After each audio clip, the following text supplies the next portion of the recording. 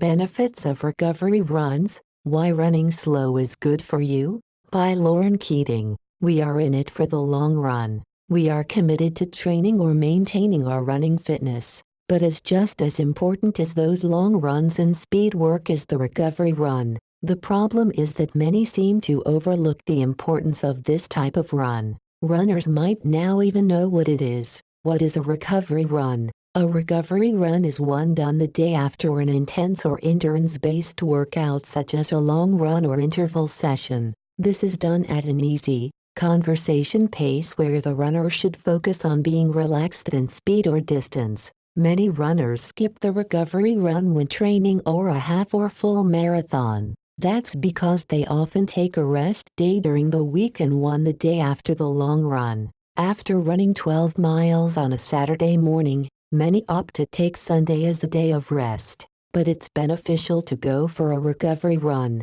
Here's why. The benefits: 1. Prevent soreness. There is a joke within the running world about not being able to get into a squat to use the bathroom or climb the chairs after a long run or race. Part of the reason why the recovery run is important is to prevent stiffness from happening. It's best to shake things out and loosen muscles up after that strenuous workout. Even if it is just for a mile or two, getting moving is important. Doing so releases that lactic acid buildup, a byproduct of an intense workout. It also helps to prevent feeling sore in the days after that marathon or training run. 2. Jumpstart muscle repair. Many assume that allowing for the body to rest the following day is what the muscles to rest and repair. The last thing we want is an overuse injury. But going for a recovery run is a way to repair the muscles and tendons that might be inflamed and have tiny tears from the intense run the day before. Running at a relaxed pace means blood is flowing to the muscle fibers for restoring and repairing. During an easy run, it's slow-twitch muscle fibers that are being worked. These fibers have more mitochondria, which results in more aerobic enzymes. It also means more blood flood to the muscles compared to when using fast-twitch fibers during high-intensity runs. This means the runner won't be able to perform as well for speed work days without having those easier runs. 3. Avoid injury or come back safely from one easy runs. Decrease the risk of an injury.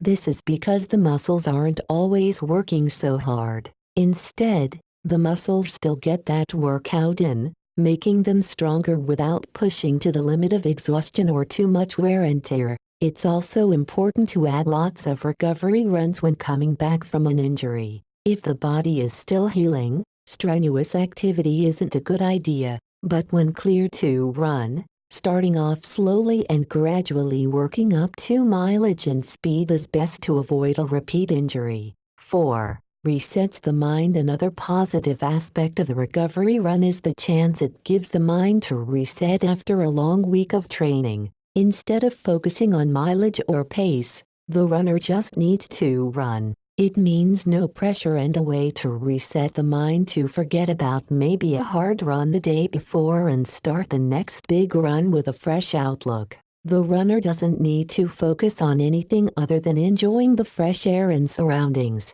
Sometimes we just need to go back to the basics of why it is we run. The recovery run helps the runner do just that. Hit the right pace for the recovery run to, well, help the runner recover. Having the right pace is crucial. The pace of the run varies based on an individual runner's average pace. The rule of thumb is that it should be a low-intensity run in terms of effort. This means a conversation pace. The runner should never feel like they are pushing it. Aim for around 60 to 90 seconds slower than normal average pace. The recovery run doesn't need to be really long when it comes to distance. However, this is also subjective.